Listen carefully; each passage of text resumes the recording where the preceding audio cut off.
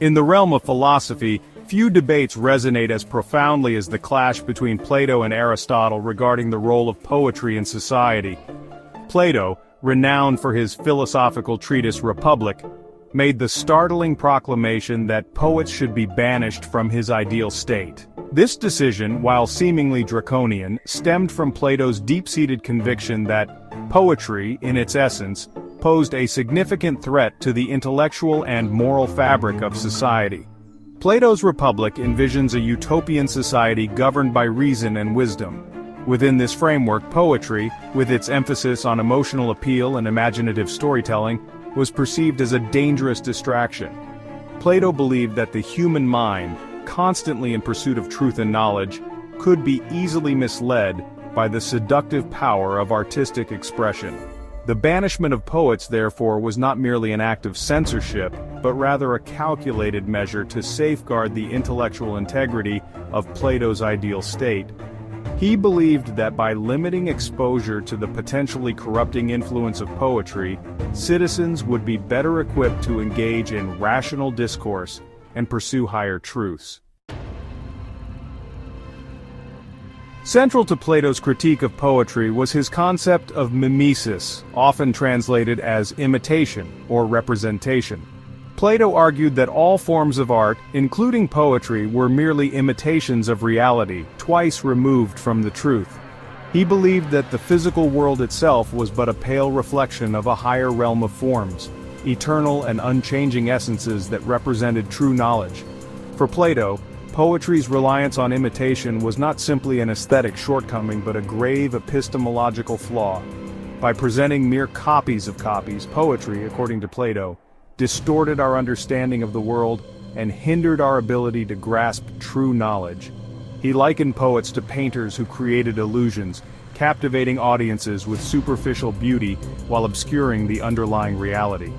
Moreover, Plato contended that poetry's focus on imitation often led to the misrepresentation of gods and heroes. He criticized poets for depicting deities as flawed beings, driven by human passions and prone to error. Such portrayals, Plato feared, would corrupt the youth and undermine respect for the divine. To fully appreciate Plato's stance on poetry, it is essential to consider the cultural context of ancient Greece. The transition from an oral tradition to a literate society had a profound impact on how knowledge was disseminated and consumed. In an oral culture, poetry served as a primary means of transmitting history, values, and cultural memory. Bards and storytellers held positions of esteem, their words shaping the collective consciousness of the community. However, with the advent of literacy, the written word gradually eclipsed the spoken word as the dominant mode of communication. Writing allowed for the recording and preservation of ideas with unprecedented accuracy and permanence.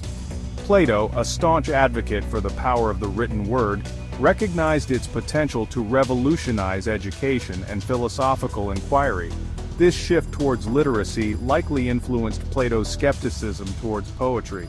He viewed the written word as a more reliable and objective tool for conveying knowledge, while poetry, steeped in emotionality and subjective interpretation, was seen as potentially misleading.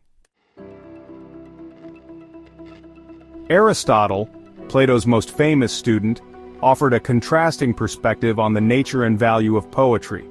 In his seminal work, Poetics, Aristotle directly addressed Plato's criticisms, presenting a spirited defense of art's role in society.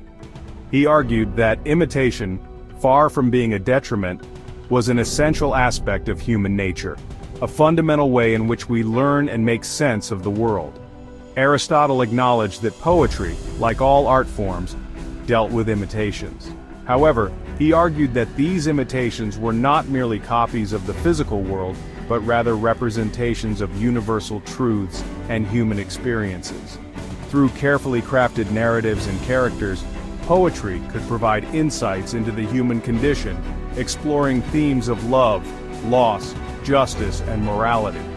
Furthermore, Aristotle challenged Plato's assertion that poetry's emotional impact was inherently dangerous. He argued that catharsis, the purging of emotions through art, could have a therapeutic effect on the audience. By evoking feelings of pity, fear, and awe, poetry allowed individuals to confront and process these emotions in a safe and controlled environment.